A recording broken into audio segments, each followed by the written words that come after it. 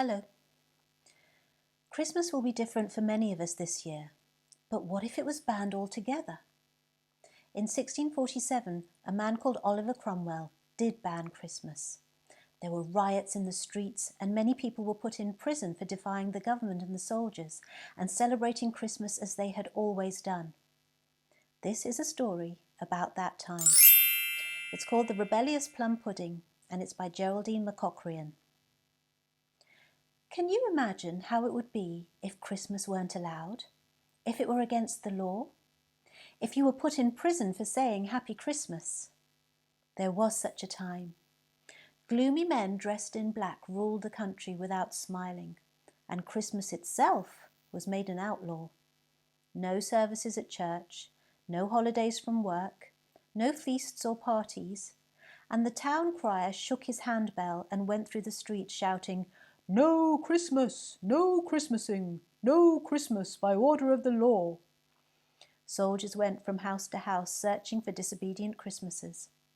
A fat goose plucked and ready for cooking, a sprig of holly decorating the fireplace, the sound of carol singing.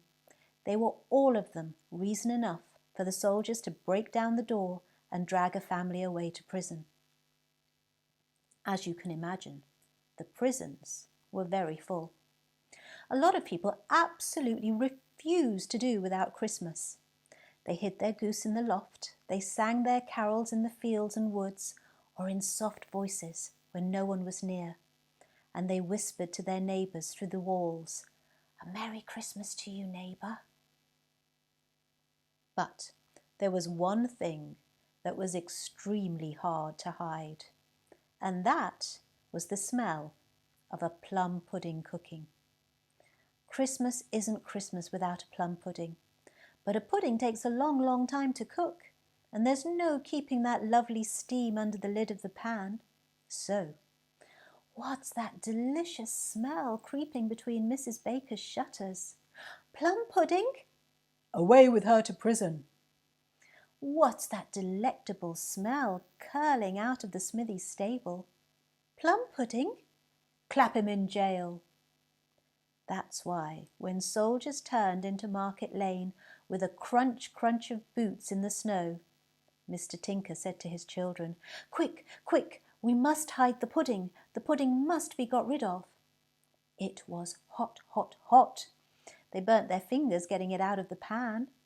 They tossed it from one to another. "Ow, ow, it's hot! Take it! Ow, ow! Here, catch! Hide it quick! Hide the pudding!" A rattle at the latch, and in burst a sergeant as big as the giant in the story who could smell the blood of Englishmen. "Fee, fi, I smell plum pudding," he roared. "I smell Christmasing."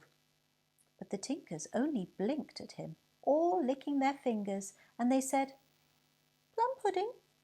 Surely not," as the snow blew in through the open window in little flurries. The sergeant searched the house from top to bottom, and he smelled that smell in every nook and cranny till his nose twitched and his mouth watered, but he could not find a pudding. Meanwhile, out in the garden next door, a little boy was building a snowman, a Christmas snowman, when the Tinker's plum pudding came flying out of the window. "That's just right for his head," said the little boy, as the pudding came rolling by, all coated in snow. And he picked it up and balanced it on top of his snowman and licked his fingers and said, "What a delicious snowball." Then he put a hat on top and ran home to tell his mother, "My snowman's head tastes of cinnamon and sugar." But the plum pudding was still hot.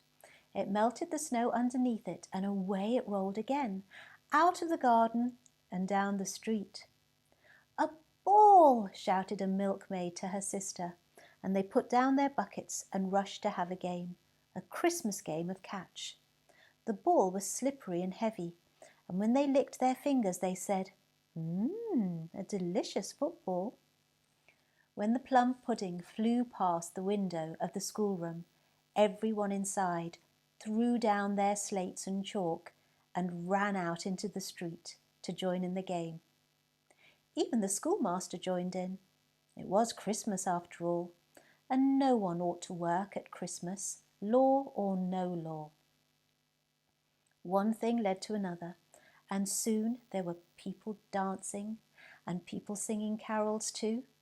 The pudding, all lovely and lardy, slipped out of a sticky pair of hands and rolled up on the street till it came to rest outside the soldiers' barracks. When the soldiers heard noisy crowds in the street and saw no one was working, saw everyone was making holiday, they rattled their pikes and drew their swords, and they rolled out a cannon onto the streets. "Fee, fi, you wicked, lawless people," bellowed the sergeant. "Stop this Christmasing, or I fire." But the crowds only shouted back, "Happy Christmas! Merry Christmas to you all!" And the soldiers' pikes drooped unhappily. The sergeant picked up a cannonball and put it into the cannon. "I'm warning you," he shouted. "Happy Christmas! Merry Christmas!" shouted back the crowd, as if they were throwing cheeky snowballs. "I'll count to 3. Then I'll fire," bellowed the sergeant, and his soldiers put their fingers in their ears. 1, 2, called the crowd. "You wouldn't dare." "Oh, but I would.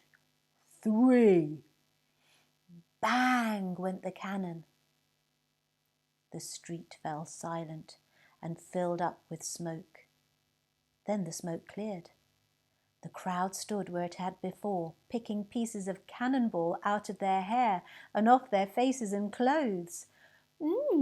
What a delicious cannonball," they said. "I do declare I can taste prunes and cinnamon and lard and sugar and orange peel." "Fee, fi, drat," said the sergeant, and kicked another cannonball. But this time it was made of iron, not of prunes at all. Then the crowd began to laugh, and the soldiers began to laugh, and the cats on the roofs and the rats in the drain, they all joined in, and the birds in their cages, hung in the windows, laughed till they fell off their perches.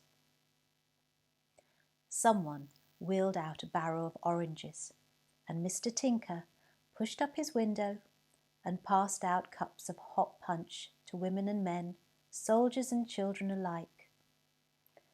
What could the sergeant do but hop about with rage and shout, "You're under arrest! Everyone is under arrest! Everyone everywhere is under arrest!" And the town crier, passing the end of the street, rang his handbell and called out gloomily, "No Christmas! No Christmas! No Christmas! By order of the law." Nobody took any notice. They were all much too busy Christmasing. The end. Merry Christmas, everyone.